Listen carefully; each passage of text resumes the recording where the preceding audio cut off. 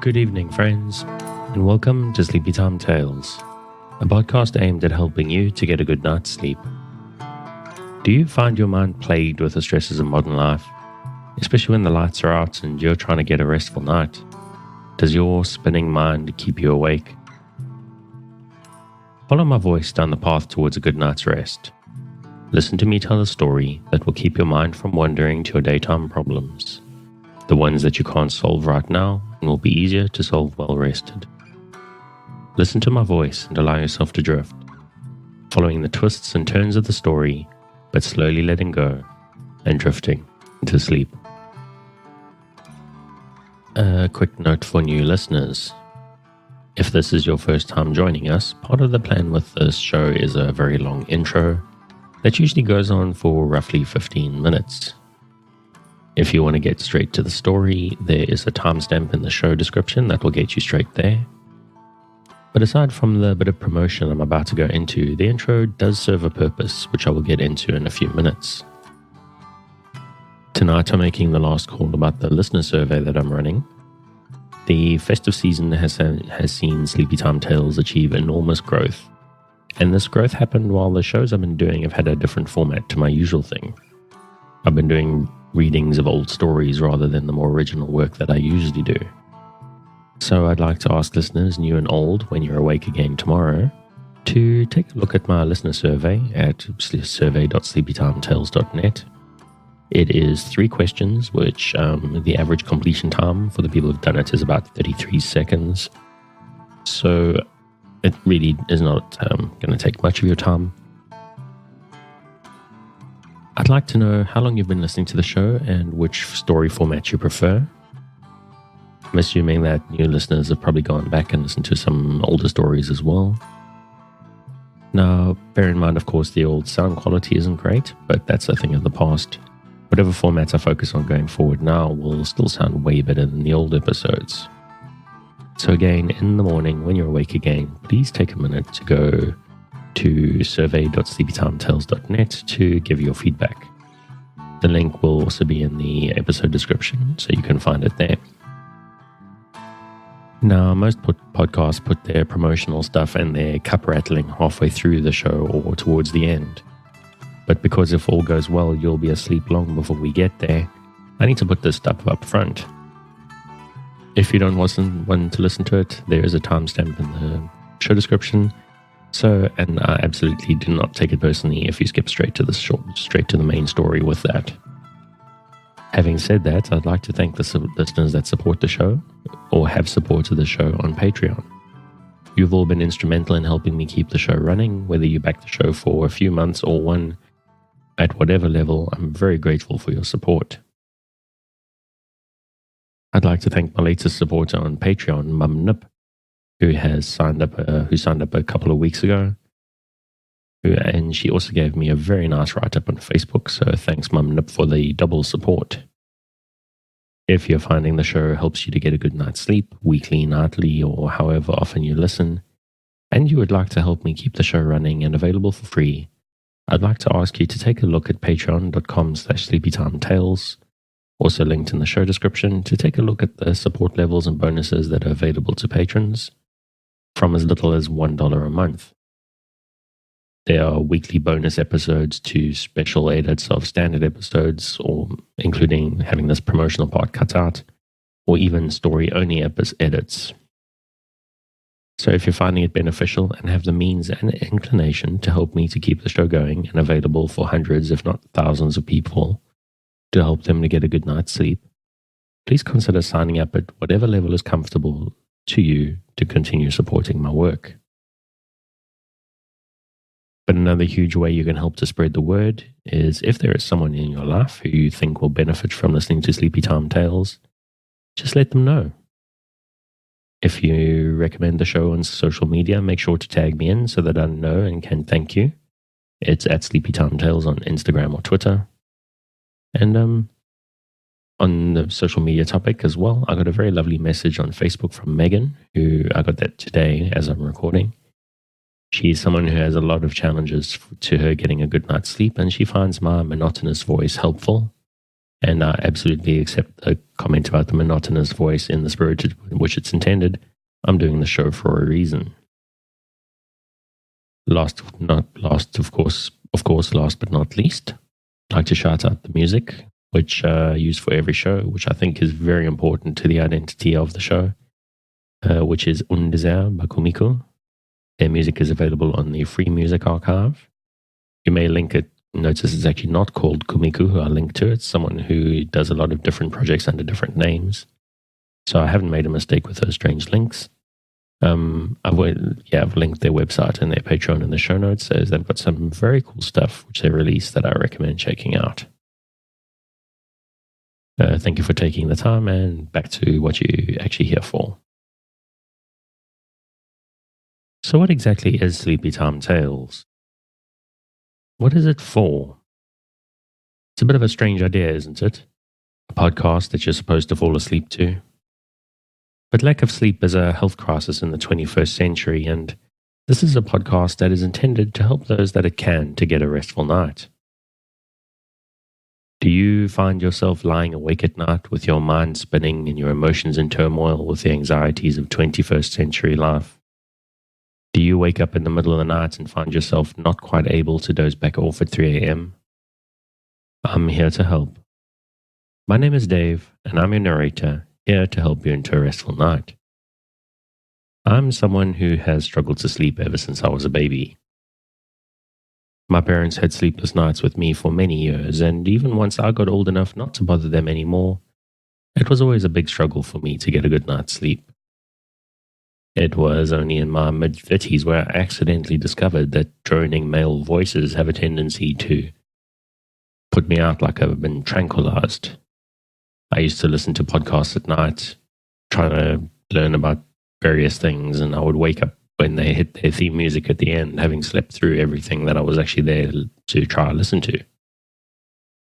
I eventually even discovered that there are podcasts out there specifically intended for the purpose of people to try and get a restful night. And I thought to myself, I've got a boring, droning male voice. Let me give it a try and see if I can help some others out. Now, as I mentioned up front, probably the purpose of every show, every episode starts with this long intro. There are a couple of different purposes, different but complementary reasons for this long intro that goes on quite long. Usually takes about 15 minutes, and like I say, there's a couple of reasons for that. The first thing is I want to explain to new listeners the purpose of the show, the structure of it, and what it's for.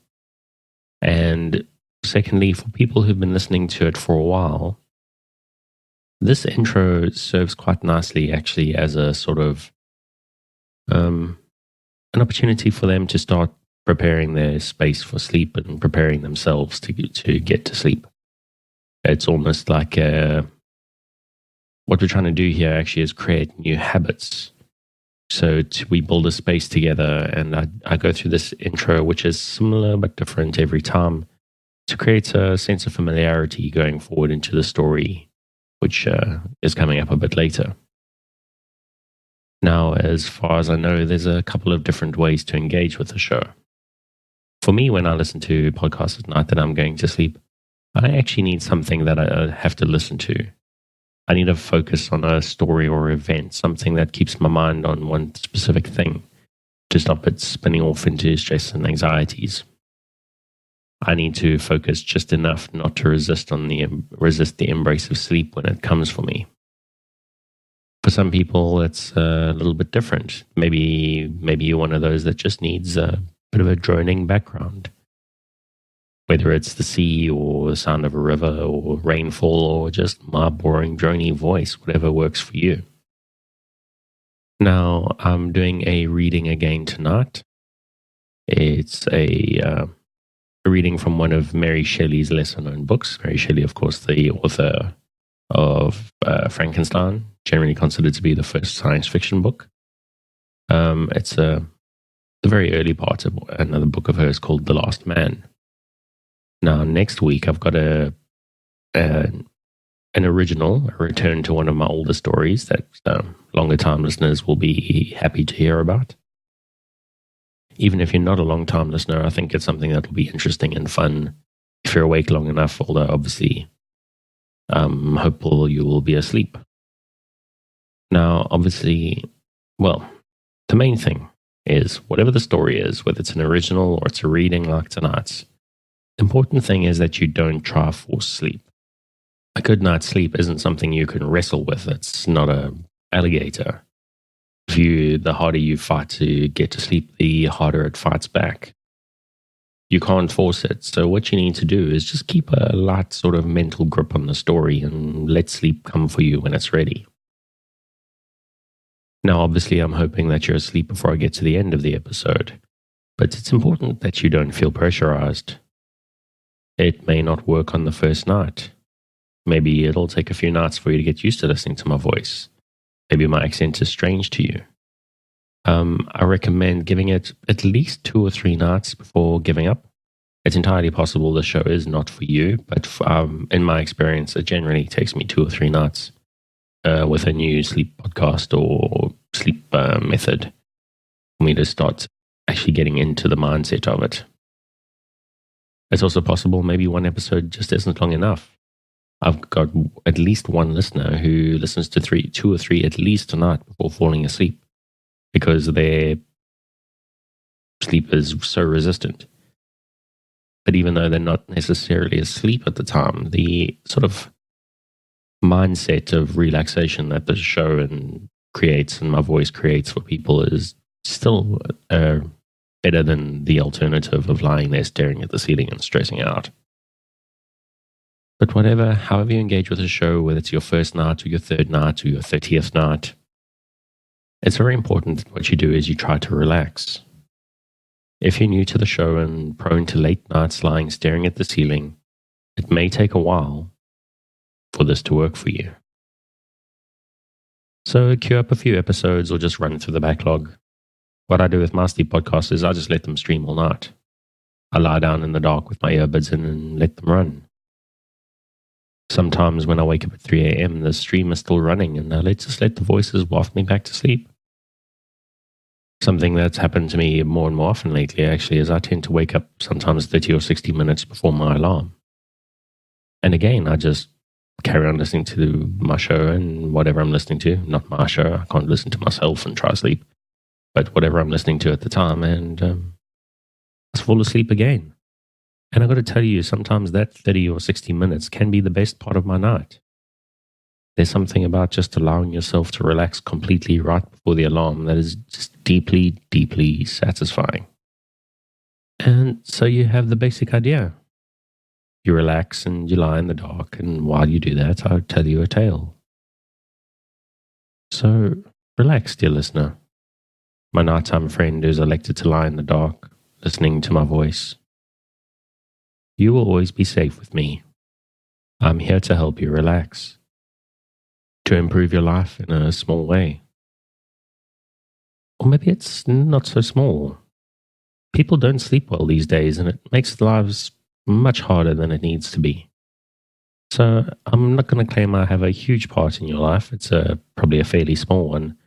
But I'm doing my small part to help you in a big way, to help you to face tomorrow better rested and better able to cope. Now, one of the guiding principles of this show is one of the things that I struggle as a guiding principle in my life is kindness, because as I've said before, my default sort of reaction to things tends to be a little bit sarcastic. But in this show, in this space, I want to look after you. I want to be kind to you. And I want to share kindness with you. But that's all in vain if you can't bring yourself to be kind to yourself. Don't beat yourself up or rebuke yourself over not sleeping. Don't get tense if you just can't get over the edge of sleep, even with me here in your ears, trying to help. Frustration is one of the great enemies of a good night's sleep. The intention with this podcast is to short-circuit that frustration, to distract the feeling that we get when we blame ourselves for not being able to let go and drift into the dark. So take a breath. Forgive the fact that you can't sleep and let my voice wash over you. Take another breath. Imagine the warm darkness rising up, inviting you to sleep into a better life that starts tomorrow. And if you can't let go and let the darkness take you, don't worry about it. Forgive yourself and we'll try again tomorrow. If you've had a life of insomnia, sleep is something like an enemy. But it is not your enemy. It's a natural process that we've been pulled away from by stress and life, and supposed progress shining bright lights in our eyes at all hours. So I'm here to work with you, to create a safe space, a cocoon in which you can curl up and allow nature to take its course. So if you're still with me, thank you for staying. If you're already asleep, we'll chat again soon. And of course, you aren't hearing me, except maybe in a dream.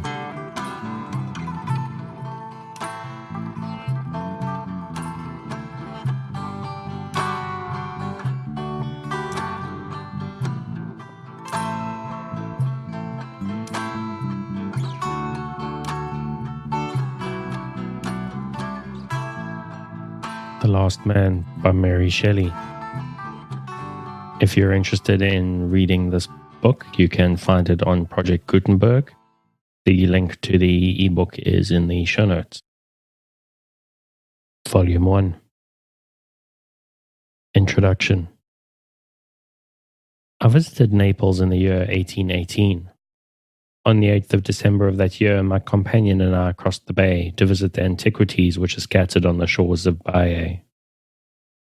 The translucent and shining waters of the calm sea covered fragments of old Roman villas, which were interlaced by seaweed and received diamond tints from the checkering of the sunbeams. The blue and pellucid element was such that Galatea might have skimmed in her car for mother of pearl, or Cleopatra, more fitly than the Nile, have chosen as the path of a magic ship. Though it was winter, the atmosphere seemed more appropriate to early spring, and its genial warmth contributed to inspire those sensations of placid delight, which are the portion of every traveller as he lingers, loath to quit the tranquil bays and radiant promontories of Baiae. We visited the so-called Elysian Fields and Avernus, and wandered through various ruined temples, baths, and classic spots. At length we entered the gloomy cavern of the Cumaean Sibyl. Our Lazzaroni bore flaring torches which shone red and almost dusky in the murky subterranean passages, whose darkness thirstily surrounded them, seemed eager to imbibe more and more of the element of light. We passed by a natural archway, leading to a second galley, and inquired if we could not enter there also. The guards pointed to the reflection of their torches on the water that paved it, leaving us to form our own conclusion, but adding it was a pity, for it led to the Sibyl's cave. Our curiosity and enthusiasm were excited by the circumstance, and we insisted upon attempting the passage. As is usually the case in the prosecution of such enterprises, the difficulties decreased on examination. We found, on each side of the humid pathway, dry land for the sole of the foot. At length we arrived at a large, deserted, dark cavern which the Lazzaroni assured us was the Sibyl's cave. We were sufficiently disappointed. Yet we examined it with care, as if its blank rocky walls could still bear trace of celestial visitant. On one side was a small opening. "Whither does this lead?" we asked. "Can we enter here?" "Queso poi, no," said the wild-looking man who held the torch. "You can advance but a short distance, and nobody visits it." "Nevertheless, I will try," said my companion. "It may lead to the real cavern. Shall I go alone, or will you accompany me?" I signified my readiness to proceed, but our guards protested against such a measure. With great volubility in their native Neapolitan dialect, with which we were not very familiar, they told us that there were spectres, that the roof would fall in, that it was too narrow to admit us, that there was a deep hole within filled with water, and we might be drowned. My friend shortened the harangue by taking the man's torch from him, and we proceeded alone. The passage, which at first scarcely admitted us, quickly grew narrower and lower. We were almost bent double, yet still we persisted in making our way through it. At length we entered a wider space and the low roof heightened, but as we congratulated ourselves on this change, our torch was extinguished by a current of air, and we were left in utter darkness. The guides bring with them materials for renewing the light, but we had none. Our only resource was to return as we came. We groped around the widened space to find the entrance, and after a time fancied that we had succeeded. This proved, however, to be a second passage which evidently ascended. It terminated like the former, though something approaching a ray, we could not tell whence, shed a very doubtful twilight in the space. By degrees our eyes grew somewhat accustomed to this dimness, and we perceived that there was no direct passage leading us further, but that it was possible to climb one side of the cavern to a low arched top, which promised a more easy path, from whence we now discovered that this light proceeded. With considerable difficulty we scrambled up and came to another passage with still more of illumination, and this led to another ascent like the former. After a succession of these, which our resolution alone permitted us to surmount, we arrived at a wide cavern with an arched, dome-like roof. An aperture in the midst let in the light of heaven, but this was very overgrown with brambles and underwood, which acted as a veil obscuring the day and giving a solemn religious hue to the apartment. It was spacious and nearly circular, with a raised seat of stone about the side of a Grecian couch at one end. The only sign that life had been here was the perfect, snow-white skeleton of a goat, which had probably not perceived the opening as it grazed on the hill above, and had fallen headlong. Ages perhaps had elapsed since this catastrophe, and the ruin it had made above had been repaired by the growth of vegetation during many hundred summers. The rest of the furniture of the cavern consisted of piles of leaves, fragments of bark, and a filmy white substance, resembling the inner part of the green hood which shelters the grain of the unripe Indian corn. We were fatigued by our struggles to attain this point and seated ourselves on the rocky couch, while the sounds of tinkling sheep bells and shouts of shepherd boy reached us from above. At length my friend, who had taken up some of the leaves strewn about, exclaimed, "This is the Sibyl's cave. These are Sibylline leaves." On examination, we found that all the leaves, bark, and other substances were traced with written characters. What appeared to us more astonishing was that these writings were expressed in various languages, some unknown to my companion, ancient Chaldee and Egyptian hieroglyphics, old as the pyramids. Stranger still, some were in modern dialects, English and Italian. We could make out little by the dim light, but that seemed to contain prophecies, detailed relations of events but lately past, names now well known, but of modern date, and often exclamations of exultation or woe, of victory or defeat, were traced on their thin, scant pages. This was certainly the Sibyl's cave, not indeed exactly as Virgil describes it, but the whole of this land had been so convulsed by earthquake and volcano that the change was not wonderful, though the traces of ruin were effaced by time, and we probably owed the preservation of these leaves to the accident which had closed the mouth of the cavern, and the swift-growing vegetation which had rendered its sole opening impervious to the storm. We made a hasty selection of such of the leaves whose writing one at least of us could understand, and then, laden with our treasure, we bade adieu to the dim hypaethric cavern, and after much difficulty succeeded in rejoining our guides. During our stay at Naples, we often returned to this cave, sometimes alone, skimming the sunlit sea, and each time adding to our store. Since that period, whenever the world's circumstance has not imperiously called me away, or the temper of my mind impeded such study, I have employed in deciphering these sacred remains. Their meaning, wondrous and eloquent, has often repaid my toil, soothing me in sorrow and exciting my imagination to daring flights through the immensity of nature and the mind of man. For a while my labours were not solitary, but that time is gone. And with the selected and matchless companion of my toils, the dearest reward is also lost to me. I present the public with my latest discoveries in the slight Sibylline pages. Scattered and unconnected as they were, I had been obliged to add links and model the work into a consistent form. But the main substance rests on the truths contained in these poetic rhapsodies and the divine intuition which the Cumean damsel obtained from heaven. I have often wondered at the subject of her verses and at the English dress of the Latin poet. Sometimes I've thought that, obscure and chaotic as they are, to owe their present form to me, the decipherer, as if we should give to another artist the painted fragments which form the mosaic copy of Raphael's Transfiguration in St. Peter's. He would put them together in a form whose mode would be fashioned by his own peculiar mind and talent. Doubtless the leaves of the Cumean Sibyl have suffered distortion and diminution of interest and excellence in my hands. My only excuse for thus transforming them is that they were unintelligible in their pristine condition. My labours have cheered long hours of solitude and taken me out of a world which has averted its once benign face from me to one glowing with imagination and power. Will my readers ask how I could find solace from the narration of misery and woeful change? This is one of the mysteries of our nature, which holds full sway over me, and from whose influence I cannot escape.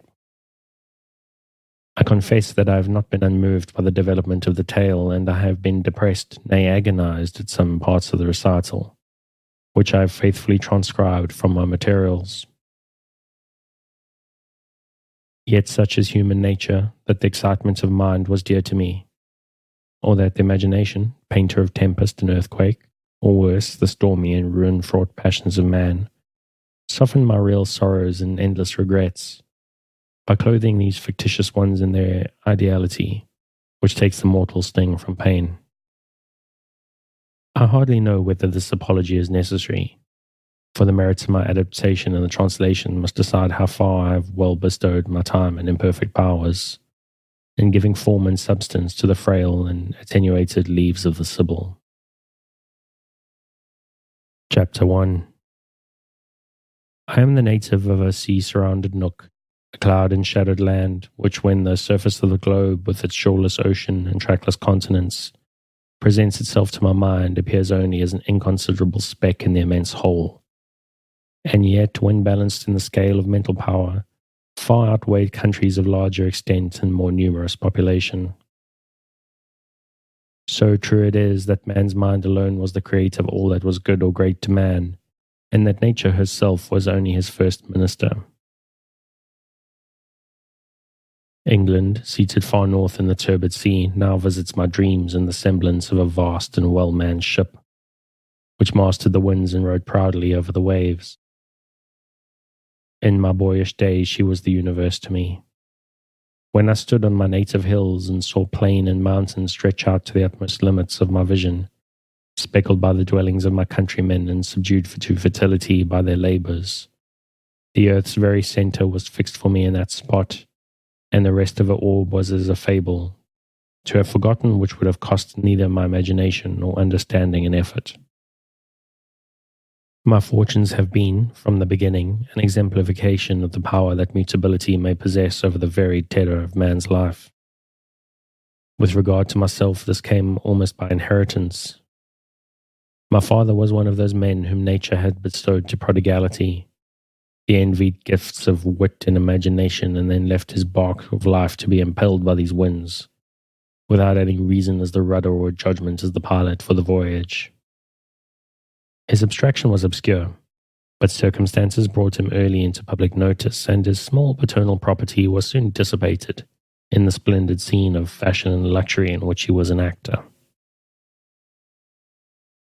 During the short years of thoughtless youth, he was adored by the high-bred triflers of the day, nor least by the youthful sovereign who escaped from the intrigues of party and the arduous duties of kingly business, to find never-failing amusement and exhilaration of spirit in society.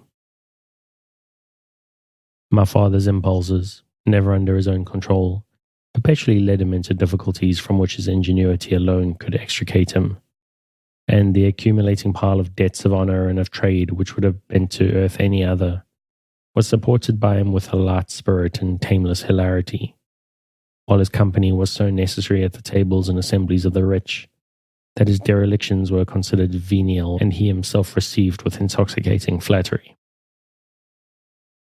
This kind of popularity, like every other, is evanescent, and the difficulties of every kind with which he had to contend increased in a frightful ratio compared with his small means of extricating himself. At such times the king, in his enthusiasm for him, would come to his relief, and then kindly take his friend to task. My father gave the best promises for amendment, but his social disposition, his craving for the usual diet of admiration, and more than all, the fiend of gambling, which fully possessed him, made his good intentions transient, his promises vain. With the quick sensibility peculiar to his temperament, he perceived his power in the brilliant circle to be on the wane. The king married, and the haughty Princess of Austria, who became, as Queen of England, the head of fashion, looked with harsh eyes on his defects and with contempt on the affection her royal husband entertained for him. My father felt that his fall was near, but so far from profiting by this last calm before the storm to save himself, he sought to forget anticipated evil by making still greater sacrifices to the deity of pleasure, deceitful and cruel arbiter of his destiny. The king, who was a man of excellent dispositions, but easily led, had now become a willing disciple of his imperious consort. He was induced to look with extreme disapprobation, and at last with distaste, on my father's imprudence and follies. It is true that his presence dissipated these clouds. His warm-hearted frankness, brilliant sallies, and confiding demeanour were irresistible. But it was only when at a distance, while still renewed tales of his errors were poured into his royal friend's ear, that he lost his influence. The Queen's dexterous management was employed to prolong these absences, and gather together accusations. At length the king was brought to see in him a source of perpetual disquiet, knowing that he should pay for the short-lived pleasure of his society by tedious homilies, and more painful narrations of excesses, the truth of which he could not disprove. The result was that he would make one more attempt to reclaim him, and in case of ill success, cast him off forever. Such a scene must have been one of deepest interest and high-wrought passion. A powerful king, conspicuous for goodness which had heretofore made him meek, and now lofty his admonitions with alternate entreaty and reproof, besought his friend to attend to his real interests, resolutely to avoid these fascinations which in fact were fast deserting him, and to spend his great powers on a worthy field in which he, his sovereign, would be his prop, his stay, and his pioneer. My father felt this kindness. For a moment ambitious dreams floated before him, and he thought that it would be well to exchange his present pursuits for nobler duties. With sincerity and fervour he gave the required promise. As a pledge of continued favour, he received from his royal master a sum of money to defray pressing debts and enable him to enter under good auspices his new career. That very night, while yet full of gratitude and good resolves, this whole sum, and its amount doubled, was lost at the gaming table. In his desire to repair his first losses, my father risked double stakes and thus incurred a debt of honour he was wholly unable to pay. Ashamed to apply again to the king, he turned his back upon London, its false delights and clinging miseries, and with poverty for his sole companion buried himself in solitude among the hills and lakes of Cumberland. His wit, his bon mots, the record of his personal attractions, fascinating manners, and social talents were long remembered and repeated from mouth to mouth. Asked where now was this favourite to fashion, this companion of the noble, this excelling beam, which gilt with alien splendour the assemblies of the courtly and the gay, you heard that he was under a cloud, a lost man. Not one thought it belonged to him to repay pleasure by real services, or that his long reign of brilliant wit deserved a pension on retiring. The king lamented his absence. He loved to repeat his sayings, relate the adventures they had had together, and exalt his talents. But here ended his reminiscence. Meanwhile, my father, forgotten, could not forget. He repined for the loss of what was more necessary to him than air or food, the excitements of pleasure, the admiration of the noble, the luxurious and polished living of the great. A nervous fever was the consequence, during which he was nursed by the daughter of a poor cottager under whose roof he lodged. She was lovely, gentle, and above all kind to him. Nor can it afford astonishment that the late idol of high-bred beauty should, even in a fallen state, appear a being of an elevated and wondrous nature to the lowly cottage girl. The attachment between them led to the ill-fated marriage, of which I was the offspring. Notwithstanding the tenderness and sweetness of my mother, her husband still deplored his degraded state. Unaccustomed to industry, he knew not in what way to contribute to the support of his increasing family. Sometimes he thought of applying to the king. Pride and shame for a while withheld him, and before his necessities became so imperious as to compel him to some kind of exertion, he died. For one brief interval before the catastrophe, he looked forward to the future, and contemplated with anguish that desolate situation in which his wife and children would be left.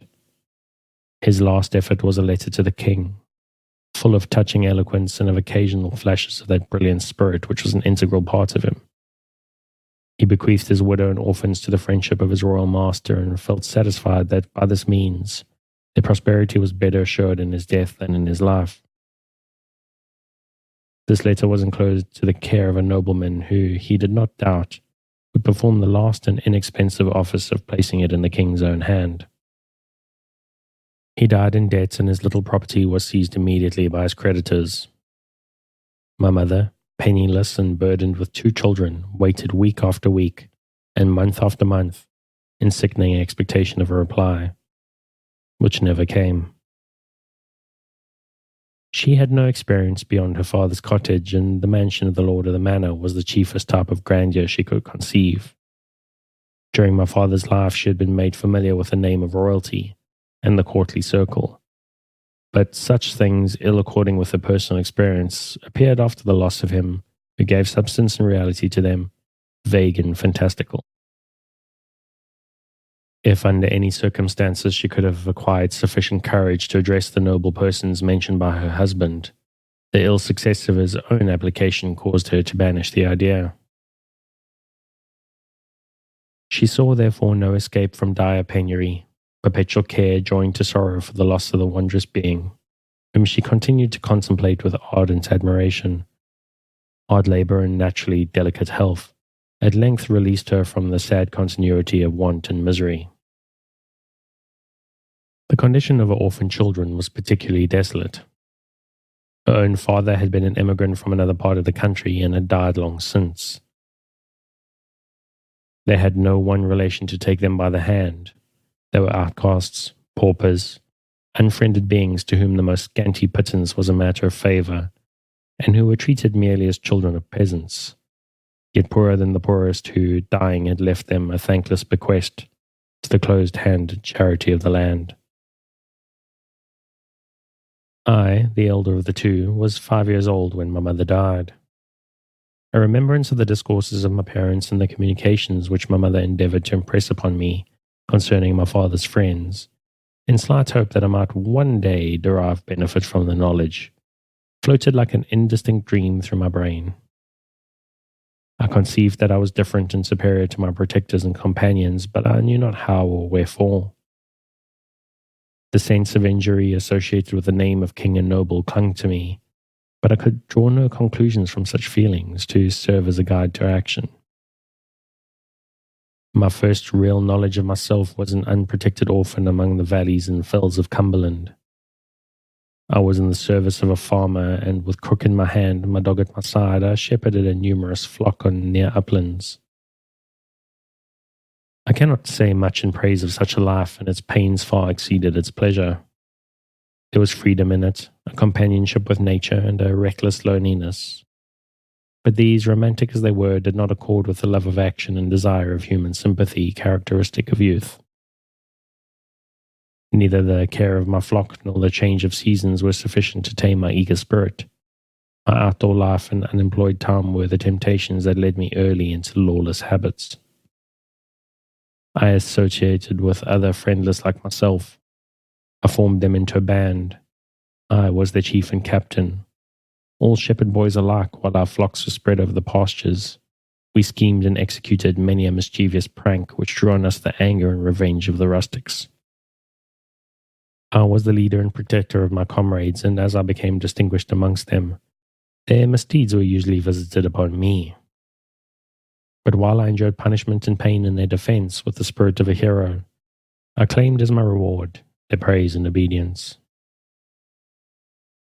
In such a school, my disposition became rugged but firm. The appetite for admiration and small capacity for self-control which I inherited from my father, nursed by adversity, made me daring and reckless. I was rough as the elements and unlearned as the animals I tended. I often compared myself to them, and finding that my chief superiority consisted in power, I soon persuaded myself that it was in power only that I was inferior to the chiefest potentates of the earth. Thus untaught in refined philosophy and pursued by a restless feeling of degradation from my true station in society, I wandered among the hills of civilized England as uncouth a savage as the wolf-bred founder of old Rome. I owned but one law. 'Twas that of the strongest, and my greatest deed of virtue was never to submit. Yet let me a little retract from the sentence I've passed on myself. My mother, when dying, had, in addition to her other half-forgotten and misapplied lessons, committed with solemn exhortation her other child to my fraternal guardianship, and this one duty I performed to the best of my ability, with all the zeal and affection of which my nature was capable. My sister was 3 years younger than myself. I had nursed her as an infant, and when the differences of our sexes, by giving us various occupations, in a great measure divided us, yet she continued to be the object of my careful love. Orphans in the fullest sense of the term, we were poorest among the poor and despised among the unhonored. If my daring and courage obtained for me a kind of respectful aversion, her youth and sex, since they did not excite tenderness, but proving her to be weak, the causes of numberless mortifications to her, and her own disposition was not so constituted as to diminish the evil effects of her lowly station. She was a singular being, and like me inherited much of the peculiar disposition of our father. Her countenance was all expression. Her eyes were not dark, but impenetrably deep. You seemed to discover space after space in their intellectual glance, and to feel that the soul which was their soul comprehended a universe of thought in its ken. She was pale and fair, and her golden hair clustered on her temples, contrasting its rich hue with the living marble underneath. Her coarse peasant dress, little consonant apparently with the refinement of feeling which her face expressed, yet in a strange manner accorded with it. She was like one of the Guido's saints, with heaven in her heart and in her look, so that when you saw her you only thought of that within, and costume and even feature were secondary to the mind that beamed in her countenance. Yet though lovely and full of noble feeling, my poor Perdita, for this was the fanciful name my sister had received from a dying parent, was not altogether saintly in her disposition. Her manners were cold and repulsive. If she had been nurtured by those who had regarded her with affection, she might have been different. But unloved and neglected, she repaid want of kindness with distrust and silence. She was submissive to those who held authority over her, but a perpetual cloud dwelt on her brow. She looked as if she expected enmity from everyone who approached her, and her actions were instigated by the same feeling. All the time she could command she spent in solitude. She would ramble to the most unfrequented places and scale dangerous heights, that in those unvisited spots she might wrap herself in loneliness. Often she passed whole hours walking up and down the paths of the woods. She wove garlands of flowers and ivy, or watched the flickering of the shadows and glancing of the leaves. Sometimes she sat beside a spring, and her thoughts paused, threw flowers or pebbles in the waters, watching how those swam and those sank. Or she would set afloat boats formed of bark of trees or leaves with a feather for a sail and intensely watch the navigation of her craft among the rapids and shallows of the brook. Meanwhile, her active fancy wove 1,000 combinations. She dreamed of moving accidents by flood and field.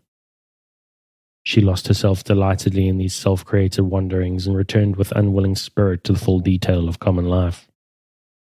Poverty was the cloud that veiled her excellence, and all that was good in her seemed about to perish from want of the genial dew of affection. She had not even the same advantage as I in the recollection of her parents.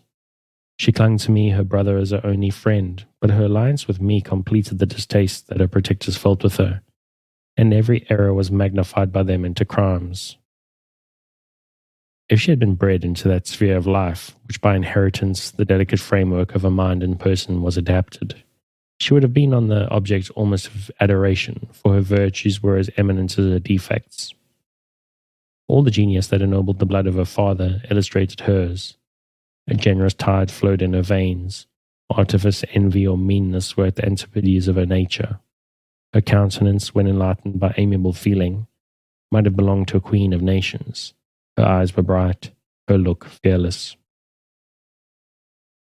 Although by our situation and dispositions we were almost equally cut off from the usual forms of social intercourse, we formed a strong contrast to each other.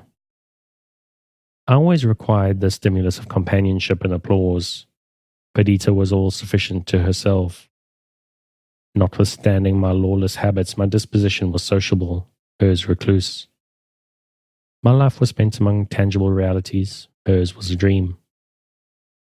I might be said even to love my enemies, since by exciting me, though in a sort, bestowed happiness upon me. Perdita almost disliked her friends, for they interfered with her visionary moods. All my feelings, even of exultation and triumph, were changed to bitterness if unparticipated. Perdita, even in joy, fled to loneliness and could go on from day to day, neither expressing her emotions nor seeking a fellow feeling in another mind. Nay, she could love and dwell with tenderness on the look and voice of her friend, while her demeanour expressed the coldest reserve. A sensation with her became a sentiment, and she never spoke until she had mingled her perceptions of outward objects with others, which were the native growth of her own mind. She was like a fruitful soil that imbibed the airs and dews of heaven and gave them forth again to light in loveliest forms of fruit and flowers. But then she was often dark and rugged as that soil, raked up and new sown with unseen seed. She dwelt in a cottage whose trim glass plat sloped down to the waters of the lake of Ulswater. A beech wood stretched up the hill behind, and a purling brook gently falling from the acclivity ran through poplar-shaded banks into the lake. I lived with a farmer whose house was built higher up among the hills. A dark crag rose behind it, and exposed to the north, the snow lay in its crevices the summer through. Before day I led my flock to the sheepwalks and guarded them through that day. It was a life of toil, for rain and cold were more frequent than sunshine, but it was my pride to contend the elements. My trusty dog watched the sleep as I slipped away to the rendezvous of my comrades, and thence to the accomplishment of our schemes. At noon we met again, and we threw away in contempt our peasant fare as we built our fireplace and kindled the cheering blaze, destined to cook the game stolen from the neighbouring preserves. Then came the tale of hairbreadth escapes, combats with dogs, and ambush and flight. As gypsy-like we encompassed our pot. The search after a stray lamb, or the devices by which we elude, or endeavoured to elude punishment, filled up the hours of afternoon. In the evening my flock went to its fold, and I to my sister. It was seldom indeed that we escaped, to use an old-fashioned phrase, scot-free. Our dainty fare was often exchanged for blows and imprisonment. Once, when 13 years of age, I was sent for a month to the country jail. I came out, my morals unimproved, my hatred to my oppressors increased tenfold. Bread and water did not tame my blood, nor solitary confinement inspire me with gentle thoughts. I was angry, impatient, miserable. My only happy hours were those during which I devised schemes of revenge. Those were perfected in my forced solitude, so that during the whole of the following season, and I was freed early in September, I never failed to provide excellent and plenteous fare for myself and my comrades. This was a glorious winter. The sharp frost and heavy snows tamed the animals and kept the country gentlemen by their firesides. We got more game than we could eat, and my faithful dog grew sleek upon our refuse. Thus years passed on, and years only added fresh love of freedom, contempt for all those that were not as wild and rude as myself. At the age of 16, I had shot up in appearance to man's estate. I was tall and athletic. I was practiced to feats of strength and inured to the inclemency of the elements. My skin was embrowned by the sun, and my step was firm with conscious power. I feared no man and loved none. In after life, I looked back with wonder to what I was then, how utterly worthless I should have become if I had pursued my lawless career. My life was like that of an animal, and my mind was in danger of degenerating into that which informs brute nature. Until now, my savage habits had done me no radical mischief. My physical powers had grown up and flourished under their influence, and my mind, undergoing the same discipline, was imbued with all the hardy virtues. But now my boasted independence was daily instigating me to acts of tyranny, and freedom was becoming licentious. I stood on the brink of manhood. Passions, strong as the trees of a forest, had already taken root within me, and were about to shadow with their noxious overgrowth my path of life. I panted for enterprises beyond my childish exploits, and formed distempered dreams of future actions. I avoided my ancient comrades, and I soon lost them. They arrived at the age when they were sent to fulfill their destined situations in life, while I, an outcast with none to lead or drive me forward, paused.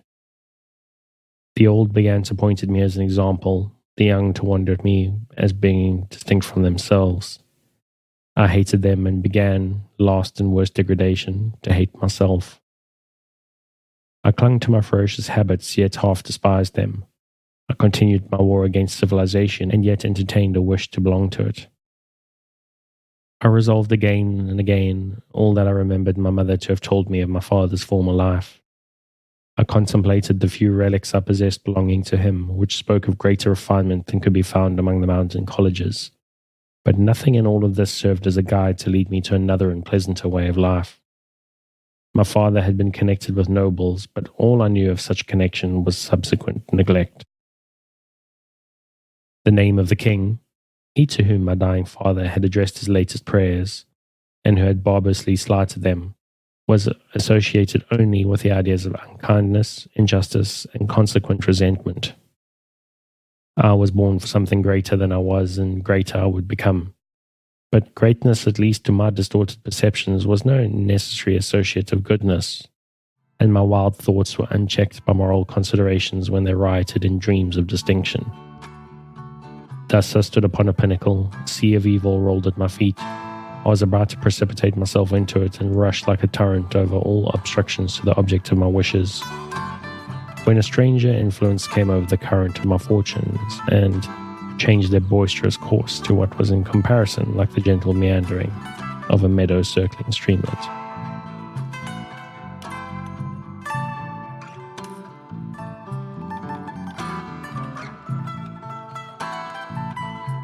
Thanks again for joining me on this episode of Sleepytime Tales, the podcast designed around a bedtime story to help you to get a restful night.